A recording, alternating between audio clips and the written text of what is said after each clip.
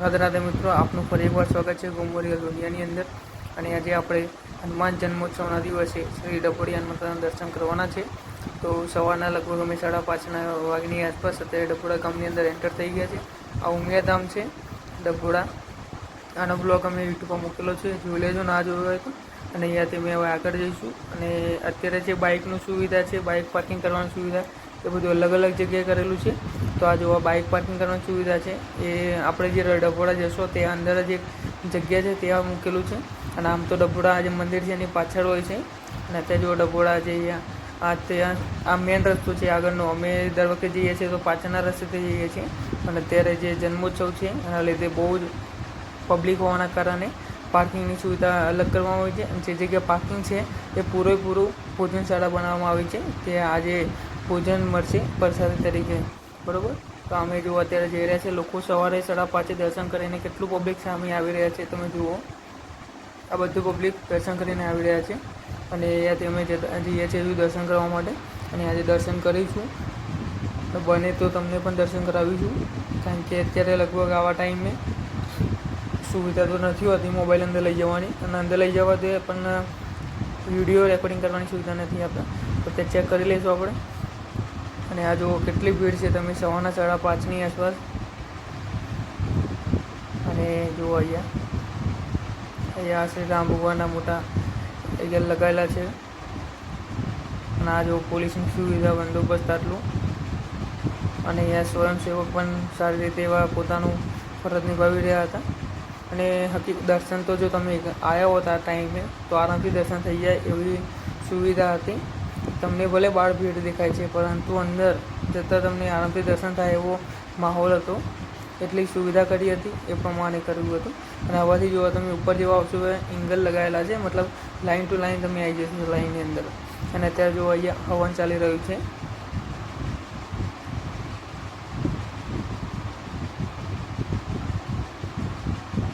અહીંયા જુઓ.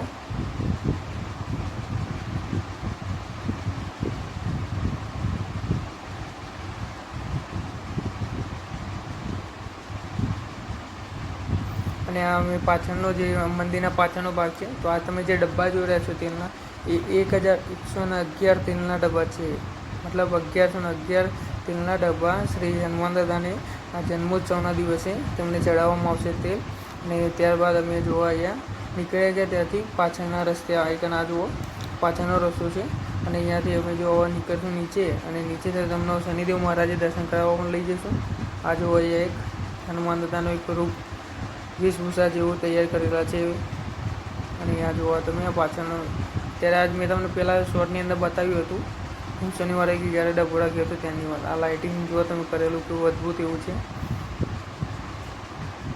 અને આ પાછળના ગેટથી જે અમે દર વખતે આવતા હતા દર્શન કરવા, એ આ રસ્તો છે જે અમે ઉતરી રહ્યા છીએ અત્યારે. અને અહીંયાથી ભોજનશાળા છે પણ આજે બંધ છે. અને કારણ કે ભીડ વધારે હોવાના કારણે પાર્કિંગ એરિયા આખો ભોજનશાળા બનાવવામાં આવે છે. એ પણ તમને લાસ્ટ અમે વિડીયોની અંદર બતાવું છું.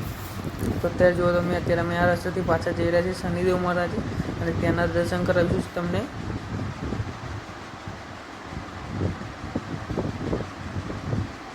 આમ તો હું પોતે આટલા વાગે ઉઠતો નથી, પણ આજે જન્મોત્સવ હતો એટલા વાગે સવારે 4 વાગે ઉઠી ગયો હતો. અને આપણે હિતેશભાઈને પણ લેવા જવાના હતા, તો હિતેશભાઈને લઈને ફટાફટ આવી ગયો હતો ડભોડા દર્શન કરવા માટે. અને આ જો આ શનિદેવ મહારાજનું આ મંદિર છે સામે. અને અહીંયા જુઓ રાત્રે જે લોકો આવેલા ચાલાની મૂકેલું છે, જે બધા કર્મચારીઓ હોય, બધા સેવકો આવ્યા હોય કામ કરવાના, એ બધા માટે. અને સામે જુઓ શનિદેવ મહારાજનું મંદિર છે. અને અહીંયા રામજી મંદિર છે ડભોડાનું, બરાબર. તો ત્યાંના દર્શન કરીશું આપણે અત્યારે. આમ તો તમને વિડીયોની અંદર દર્શન કરાવેલા જ હોય છે. આના પહેલાં મેં એક જે બ્લોગ બનાવ્યો હતો એ પણ તમે જોઈ લેજો. એની અંદર મેં તમને સંપૂર્ણ જાણકારી આપેલી છે. અને અહીંયાથી જો આપણે શનિદેવના દર્શન કરી લઈશું.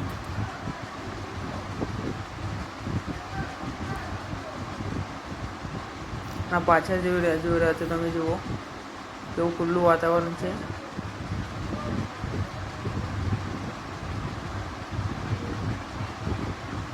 અને અહીંયા જે આ રાન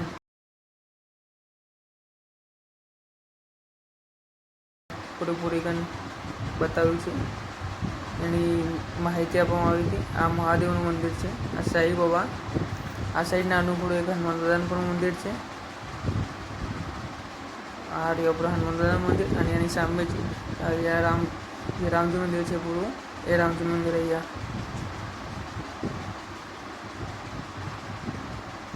આ રામ લક્ષ્મણ જાનકી માતાજીનું મંદિર.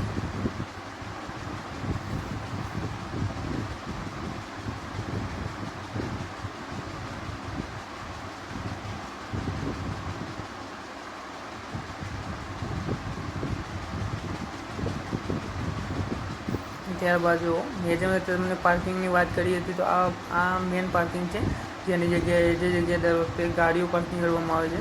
અને આજે અહીંયા ભોજનની સુવિધા છે પૂરેપૂરી. તમને અહીંયા તમે આવશો તો અહીંયા તમને બપોરે 12 વાગ્યા પછી તમને જમવાનું અહીંયા મળી રહેશે. તો આ જો તમે અહીંયા પૂરેપૂરી અહીંયા સુવિધા કરવામાં આવી છે. અહીંયા તમારો આ જો કાઉન્ટર લગાવેલા છે, ત્યાં તમને જમવાનું મળી રહેશે. અને પેલી સાઈડ રસોઈ ઘર છે આખું, જે તમને બતાવું છું. એ રસોઈ ઘર છે. એ રસોઈ ઘરમાં ખાવાનું ને બધું બનશે, અને અત્યારથી બધું બનવાનું ચાલુ થઈ ગયું છે. તો એ પણ તમને બતાવું છું અત્યારે વિડીયોની અંદર. તો વિડીયોના અંત સુધી બન્યા રહેજો, અને અહીંયાનો થોડુંક અદ્ભુત નજારો તમે માણી લો. કારણ કે સવારે વહેલી સવારે સૂર્યોદયનો પણ નજારો જોવા મળશે.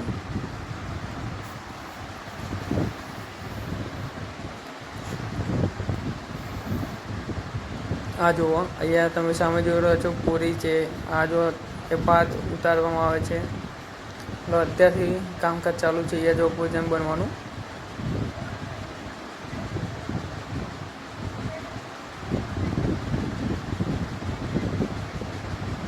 આટલી વહેલી સવારે જુઓ.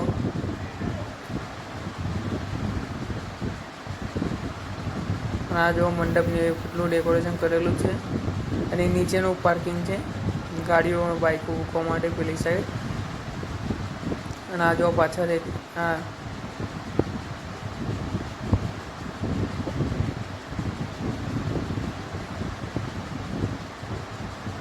અહીંયાનો નજારો જો શાંત.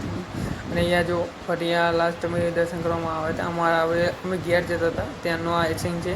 અને આ જો અમે દર્શન બહારથી કરાવવાનો પ્રયત્ન કર્યો છે તમને, અને આશા કરીશ કે દર્શન થશે.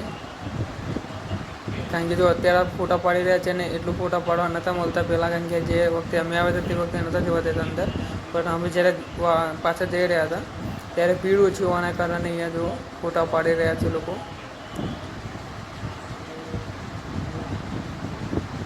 આ જો અત્યારે કેટલી ભીડ ઓછી છે, અને અમે જ્યારે હતા ત્યારે ભીડ વધારે હોવાને કારણે ફોટા નહોતા પાડવા દેતા.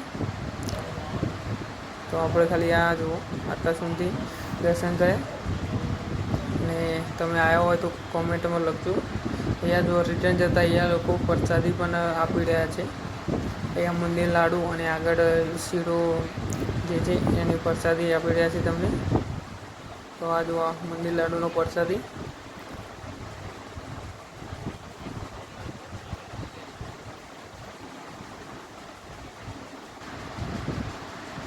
આ જો લગભગ સવારે 6 વાગી ગયા છે,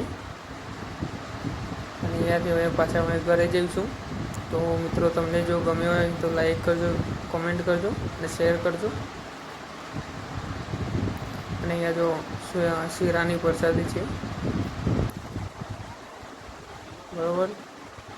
લગભગ કબીરવડ જવાની ઈચ્છા છે, તો કબીરવડ ક્યારે જવાનું છે તો જોઈએ છે.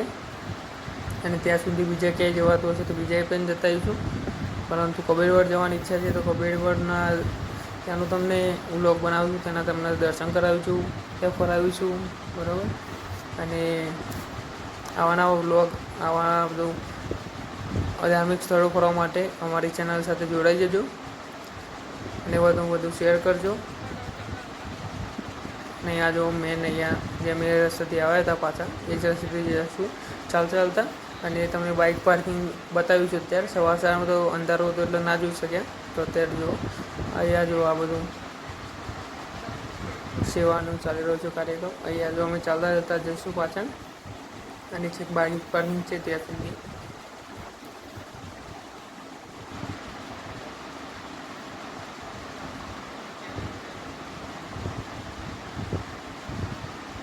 અને આ રહ્યું ગાડીઓનું બાઇક પાર્કિંગ એરિયા છે. અહીંયા જવું અમે આવ્યા હતા ત્યાં તો આટલા બાઈક આવતા નહીં ને અમારું બાઈક લઈને પાછા અમે ફરતા ફરતા ઘરે રહી જઈશું અને પછી તૈયારી કરું છું બીજા કોઈ બ્લોગની બીજા કે ફરવા જવાની.